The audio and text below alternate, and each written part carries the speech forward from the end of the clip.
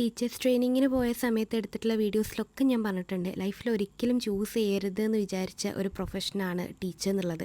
പക്ഷേ അവസാനം ഞാൻ ഇതിലേക്ക് എത്തിപ്പെട്ടു എന്നുള്ളത്. ഞാൻ എൻ്റെ ലൈഫിൽ ഏറ്റവും കൂടുതൽ ആഗ്രഹിച്ചെടുക്കാൻ വിചാരിച്ച പ്രൊഫഷനായിട്ട് ഒരു ബന്ധമില്ലാത്തൊരു പ്രൊഫഷനാണ് ഇതെന്നൊക്കെ. അന്ന് ഒരുപാട് പേര് ചോദിച്ചു അത് ഏതാണ് ആ പ്രൊഫഷൻ എന്നുള്ളത്.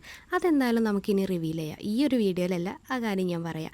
അപ്പോൾ ഇന്ന് നമ്മൾ ഒഫീഷ്യലി ടീച്ചർ സർട്ടിഫിക്കറ്റ് നമ്മളെ കയ്യിൽ തരുന്ന കോൺവെക്കേഷൻ പരിപാടിയാണ് കേട്ടോ. അപ്പോൾ നടക്കുന്നത് കാലിക്കറ്റ് ട്രേഡ് സെൻറ്ററിൽ വെച്ചിട്ടാണ്. നമ്മൾ രാവിലെ തന്നെ എത്തിയിട്ടുണ്ടായിരുന്നു. എൻ്റെ കൂടെ ഷേനയാണ് കേട്ടോ ഉള്ളത്. അപ്പോൾ നമ്മളെ ബാച്ചിൻ്റെ കളർ എന്ന് പറഞ്ഞാൽ ഒരു നെവി ബ്ലൂ തീമിലായിരുന്നു. ഒരുപാട് പേരുണ്ടായിരുന്നു കേട്ടോ. അപ്പോൾ അത് അങ്ങനെ നമുക്ക് സർട്ടിഫിക്കറ്റൊക്കെ തന്നു. രജിസ്ട്രേഷൻ കഴിഞ്ഞു. ഈ ഒരു കോട്ടും ഹാറ്റും ഒക്കെ ഇട്ടപ്പോൾ ഉള്ളിൽ തോന്നിയ ആ ഒരു പ്രൗഡ് മൊമെൻ്റ് ഉണ്ടല്ലോ, അത് ശരിക്കും അനുഭവിച്ചറിയണം കേട്ടോ. വെറും +2 ഗ്രാജുവേറ്റ് ആയ ഞാനിങ്ങനെ ടീച്ചറായിരുന്നു ഒരുപാട് പേര് ചോദിച്ചിട്ടുണ്ടായിരുന്നു. അപ്പോൾ അറിയാൻ ആഗ്രഹമുള്ളവർ എന്തായാലും ജസ്റ്റ് ഒന്ന് കമൻറ്റ് ചെയ്യാം കേട്ടോ. ഞാനൊരു ലോങ് വീഡിയോ ഇതിൽ ചെയ്താലോ എന്ന് വിചാരിക്കുന്നുണ്ട്. അതിൽ തന്നെ നമുക്ക് ആ ഒരു പ്രൊഫഷനെ പറ്റിയിട്ടും വിചാരിച്ചെടുക്കാത്ത ആ ഒരു പ്രൊഫഷനെ പറ്റിയിട്ടും അല്ലെങ്കിൽ ആ ഒരു പ്രൊഫഷൻ ഏതാണെന്നും കൂടെ റിവീൽ ചെയ്യാമെന്നൊക്കെയാണ് ഞാൻ വിചാരിക്കുന്നത്. അപ്പോൾ അറിയാൻ താല്പര്യം ഉണ്ടെങ്കിൽ എന്തായാലും ഒന്ന് കമൻറ്റ് ചെയ്യുക.